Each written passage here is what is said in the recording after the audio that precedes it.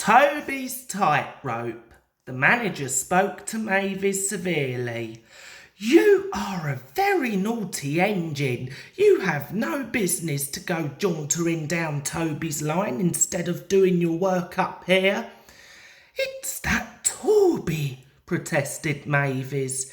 He's a fusspot. Toby has forgotten more about trucks than you will ever know. You will put the trucks where he wants them and nowhere else. But there are no buts, said the manager sternly. You will do as you are told, or else. Mavis stayed good for several days. Mavis soon got tired of being good. Why shouldn't I go on Toby's lane? She grumbled. She started making plans. At the top station, the siding arrangements were awkward.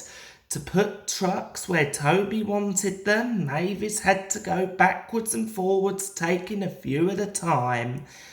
If, she suggested to her driver, we used the tiniest bit of Toby's lane, we could save all this bother.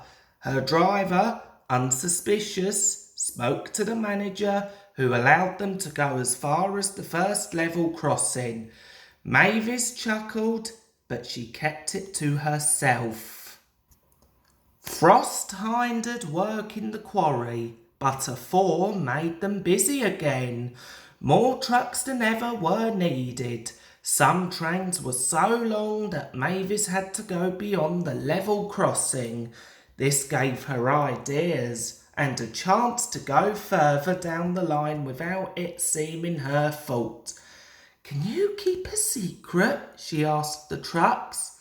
Yes, they chattered. Will you bump me at the level crossing and tell no one I asked you?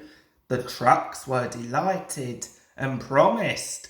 It was unfortunate that Toby should have arrived while Mavis was elsewhere and decided to shunt them himself. They reached the level crossing and Toby's brakes came on. This was the signal for the trucks. On, they yelled, giving him a fearful bump. His driver and fireman, taken unawares, were knocked over in the cab, and before they could pick themselves up, Toby was away, with the trucks screaming and yelling behind him. What none of them had realised was that with the warmer weather, melted snow from the mountains had turned a quiet stream into a raging torrent, and that the supports of the bridge they were approaching had already been undermined. Toby and his crew saw it together. The bridge vanished before their eyes, leaving rails like tightrope stretched across the gap. Peep, peep, peep, whistled Toby. His driver, still dazed, fought for control. Shut regulator, reverser hard over, full steam against the trucks. Hold them, boy, hold them, it's up to you. Nearer and nearer they came. Toby whistled despairingly.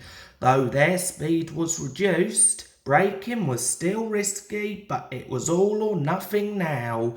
The driver braked hard.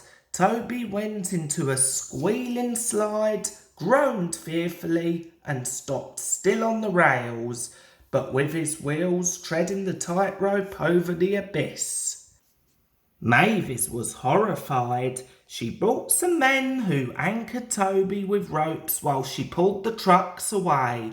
Then she ran to the rescue. Hold on, Toby, she tooted. I'm coming. Ropes were fastened between the two engines. Toby still had steam and was able to help, so he was soon safe on firm track and saying, "Thank you," to Mavis. "I'm sorry about the trucks," said Mavis. "I can't think how you managed to stop them in time." "Oh well," said Toby. "My drivers told me all about circus people who walk tight ropes, but I just didn't fancy doing it myself. Sir Topham Hatt thanked the manager and his men for rescuing Toby from his tightrope. "A very smart piece of work," he said. "Mavis did well too, I hear." Mavis looked ashamed. "It was my fault about those trucks, sir," she faltered. "I didn't know, but if I could—" "Could what?" smiled Sir Topham Hatt. Come down the line sometimes, sir. Toby says he'll show me how to go on." "Certainly, if your manager agrees." And so it was arranged. Mavis is now a welcome visitor at Farquhar Shed. She is still young and still makes mistakes, but she is never too proud to ask Toby, and Toby always helps her to put things right.